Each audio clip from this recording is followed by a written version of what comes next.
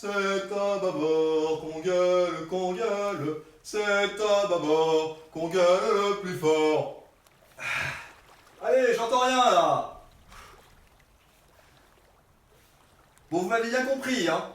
Pas de mon père, pas de monsieur l'abbé, juste Wojciech. Oncle.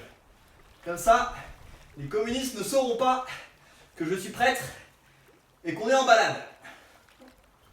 Alors voyez, comme nous le montre cette petite balade en canoë, la vie c'est pas un long fleuve tranquille. Bon, certains le savent plus que d'autres, hein.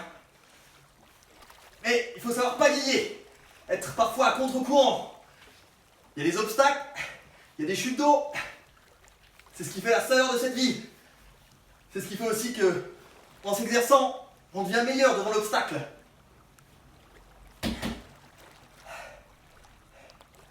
C'est pour ça, chacun nous avons l'expérience différente de l'humanité. Et pourtant, l'oncle, Jean-Paul II, lorsqu'il est élu pape et qu'il est au balcon de la basilique Saint-Pierre, il commence par dire « Ouvrez grandes les portes à l'espérance ».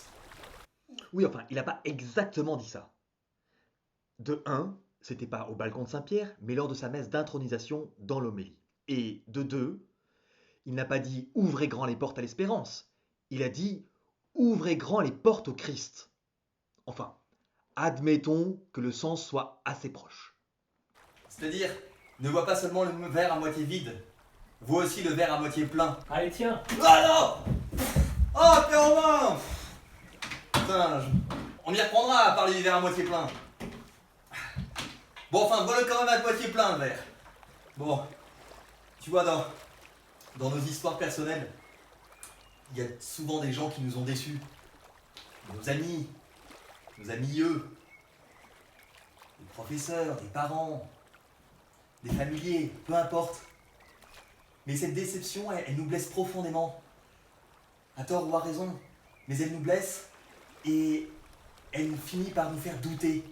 Douter de nous, douter des autres. Et on finit par penser que trop bon, trop bête.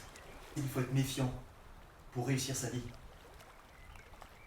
Et pourtant, Jean-Paul II, avec son regard capable de voir la beauté de l'humanité, vient nous rappeler que nous avons besoin de nous émerveiller, de savoir nous émerveiller, de savoir reconnaître le bien qu'il y a dans le cœur de chaque personne, pour la simple raison que Jésus est beau.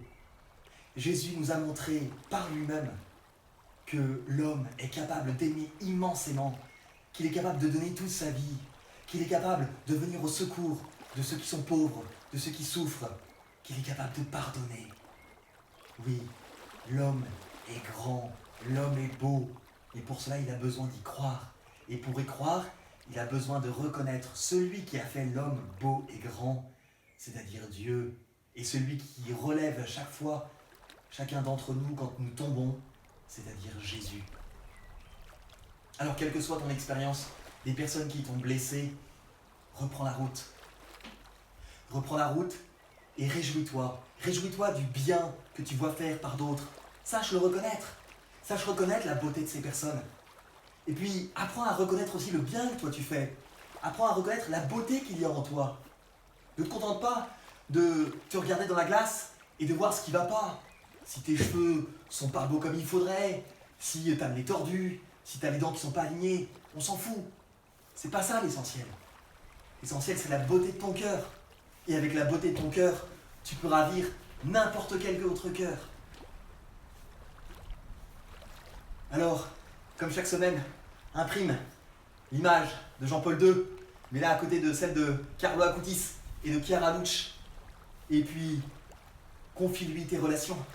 Confie-lui ta capacité à voir la beauté de chacune des personnes qui est là, à côté de toi.